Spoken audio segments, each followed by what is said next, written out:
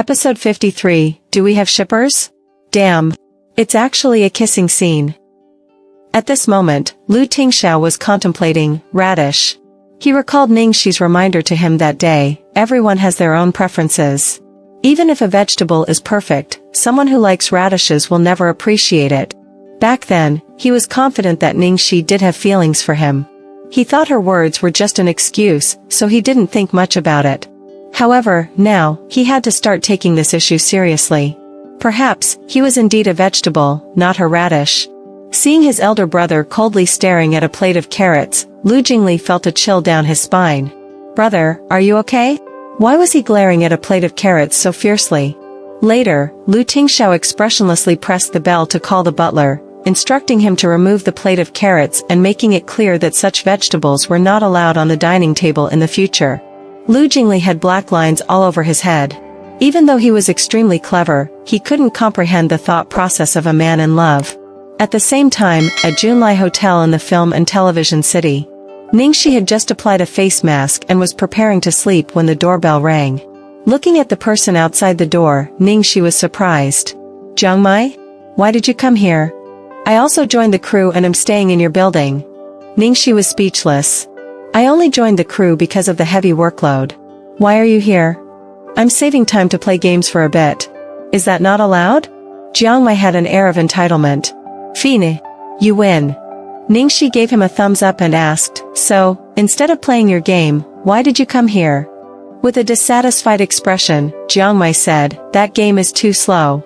I even dropped a rank after losing 5 games in a row. Can you accompany me for a quick round? Hurry, hurry, hurry. Ningxi massaged her temples. What kind of game is this? I'm ready to sleep. It's only a little after 9. Why are you sleeping so early? Who was the one who called me desperately at 3 in the morning back then? Now it's not even 10, and I can't even get you to budge.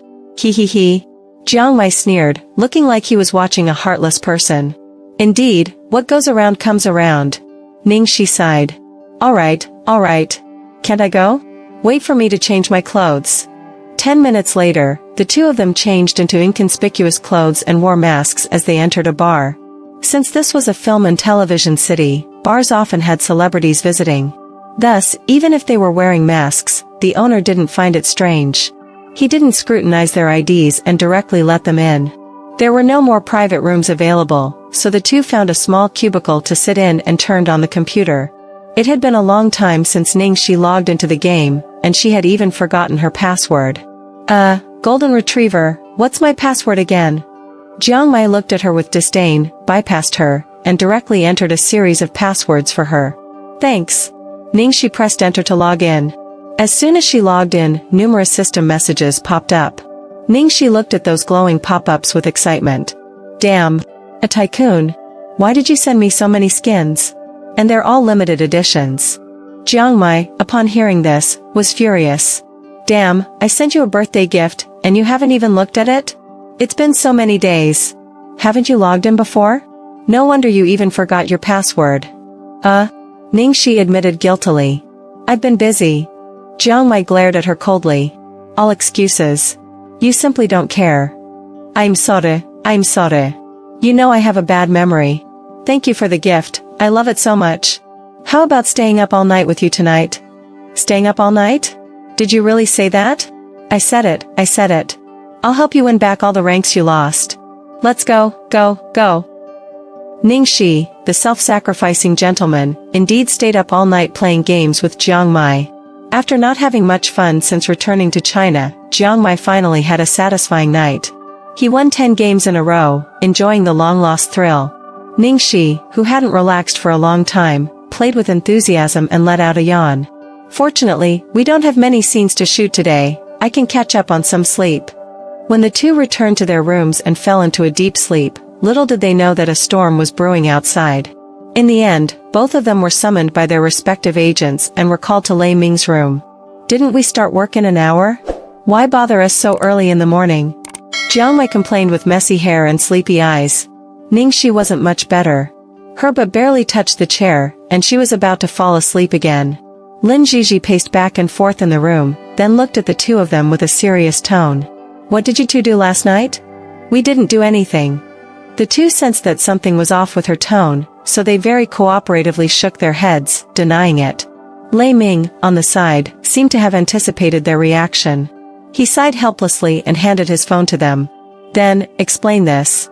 Ningxi rubbed her eyes. This isn't from last night. It was a photo of her and Jiong Mai playing games together. Jiong Mai woke up instantly.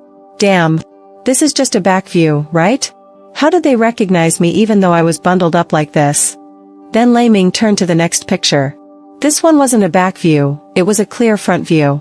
Although Ningxi's face was covered with a mask, Jiong Mai's face was entirely exposed. Jiong Mai scratched his head.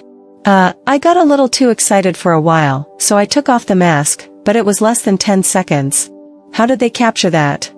Ningxi blinked her eyes. Well, at least I didn't show any flaws, right? Lin Jiji pointed to her earlobe. Your mole.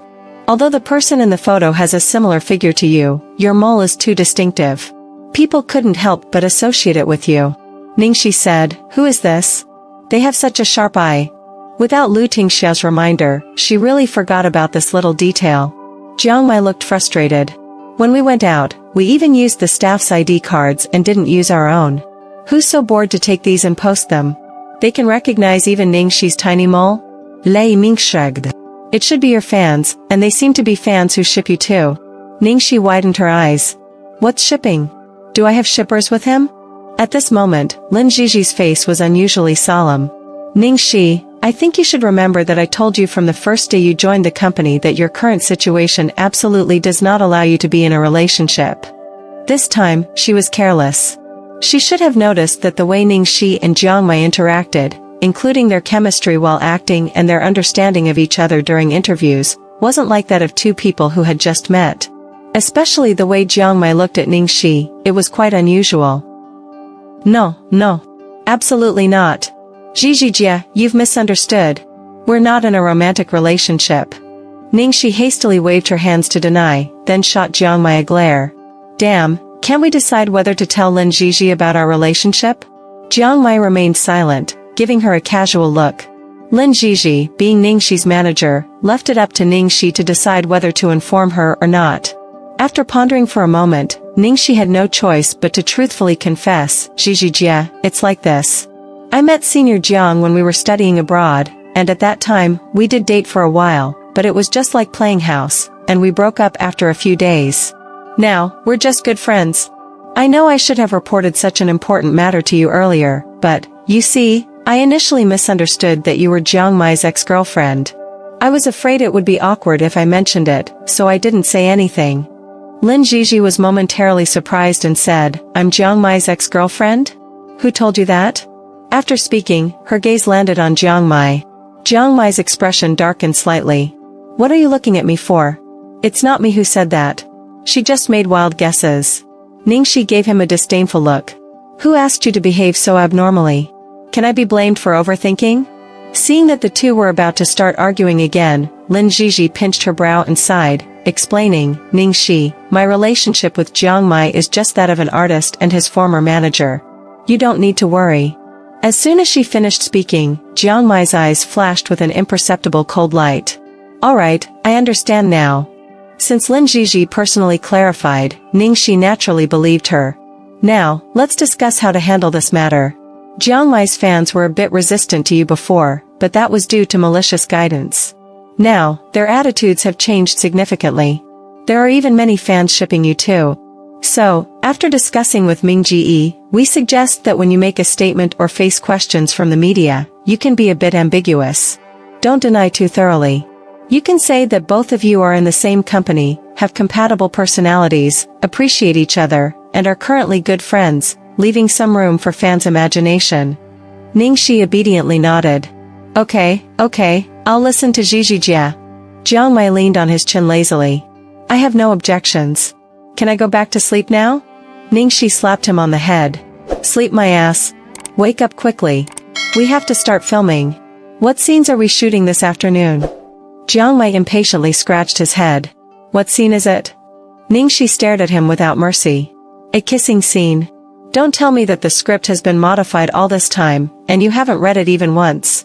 If I were Ming Ji, I'd beat you up 800 times a day. Since Lin Zhizhi already knew about their relationship, Ningxi no longer needed to pretend to show a little respect to Jiong Mai. Jiong Mai, with an annoyed expression, said, "What scene is it this afternoon?" Ningxi glared at him. "A kissing scene. Why haven't you read the script yet? If it weren't for the ice storm forcing a stop to the previous kissing scene, we would have already finished it. The director said the previous scenes are usable, and we only need to reshoot the kissing part. Understand?" "Oh, got it," Jiang Mai mumbled. Why was his brow constantly twitching, giving him an inexplicable ominous premonition? At the headquarters of the Lu Corporation, in the CEO's office, Lu Tingxiao made an internal call to summon Lu Jingli. Lu Jingli quickly arrived. "Brother, you called? Is the meeting material ready?" "Yes, here you go." "Alright, inform all departments to meet in half an hour." Okay. Lu Jingli didn't leave immediately. He appeared conflicted and absent-minded. Lu Tingxiao raised his head and gave him a glance. "What's wrong?" Lu Jingli was almost scared out of his skin. Nothing. Nothing at all."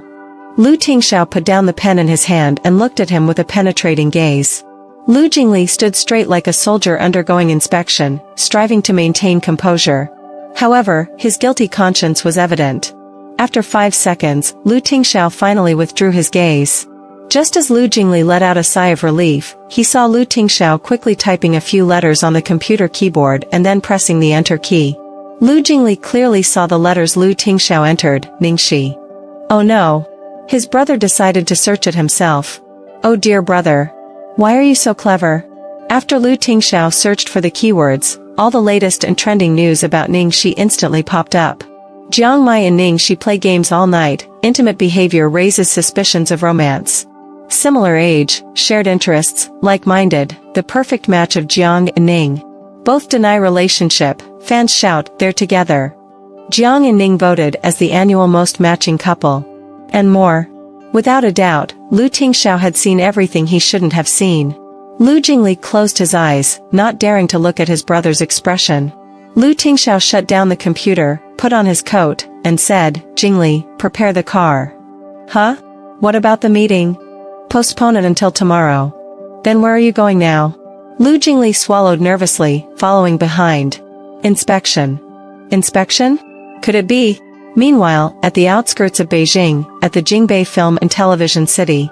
Because the scene for the Lantern Festival First Kiss required a considerable investment of manpower and resources, they had already done their best to achieve perfection during their initial attempt.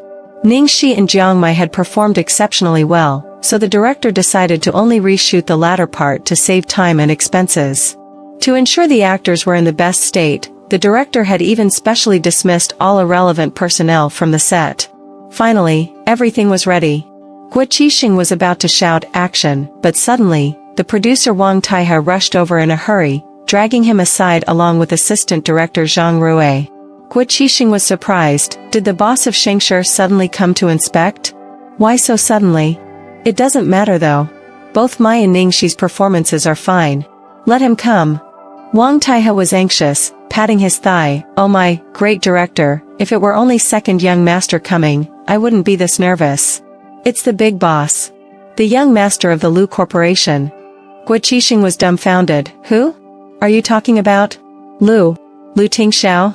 Yes. Quick, old Guo, come with me to welcome him.